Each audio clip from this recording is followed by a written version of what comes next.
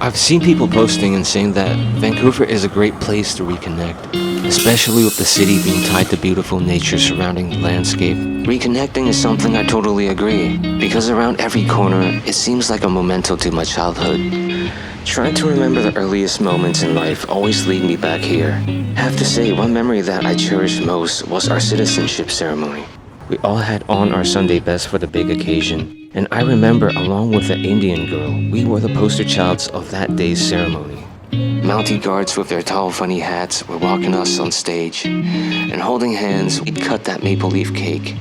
And for me, it was a day to remember. It made me feel more than I am, and though I wasn't born here, I felt warm and welcomed since day one, and I can't stop loving this place. So let me show you around this place I call home. Arriving at YVR, it's always a welcoming sight to see the native art once again. Growing up here, I feel like this indigenous style has been ingrained in me. The style defines the city from our hockey team to the totem poles scattered all across Vancouver. I always wished I had an indigenous classmate growing up because I always found the native art interesting. That native classmate never came around, probably because I live in an area which has now become the epitome of Chinatown. More than half of the population in Richmond is Chinese or Asian. It's a very quiet, peaceful residential town, and if you're from Hong Kong but never been to Vancouver, you're gonna find things very familiar. Much of modern Vancouver has been shaped by Hong Kong real estate tycoons. And much like Hong Kong, we are seeing a lot of the same housing problems here. Everything is outrageously expensive. But for what it's worth, Richmond is one of the safer neighborhoods in Metro Vancouver. And it's where I've spent most of my elementary school days. One thing I noticed coming back this time was an influx of wild bunny rabbits all around town. The lush forests at the parks have let these pet bunnies thrive. They have been the latest addition among the cute neighborhood wildlife.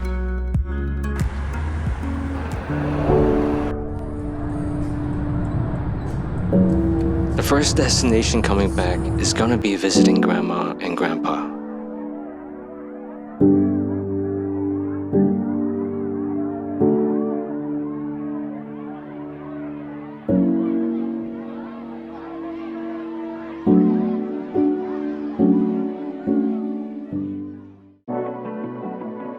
We are spending a family day at White Rock Beach, and at low tide, it is a popular site for clam digging.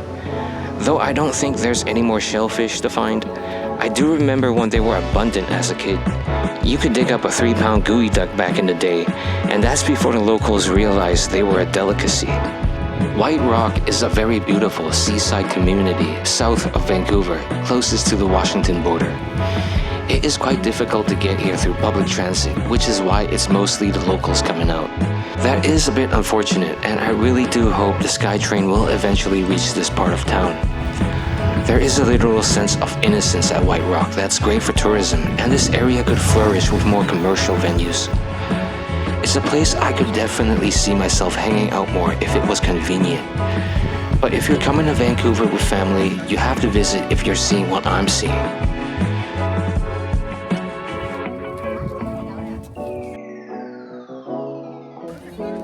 Known for this giant rock along the beach coming out of nowhere, sailors used to pinpoint it for navigation and later painted it white. It's great being back, seeing so many other families of different ethnicities come together. It feels more diverse than ever, and I have always been in on the new traditions of Vancouver that we can share as a whole. From cheering on the Canucks to rooting for the Whitecaps, there's a lot this city does to bring everyone together. Come to think of it, I've never been on a Ferris wheel in Vancouver, and White Rock could definitely be the place to start. If they added a Ferris wheel at this pier, it could be like Santa Monica, and that would be something to look out for in the future. There should be more to this area when it's already connected by rail.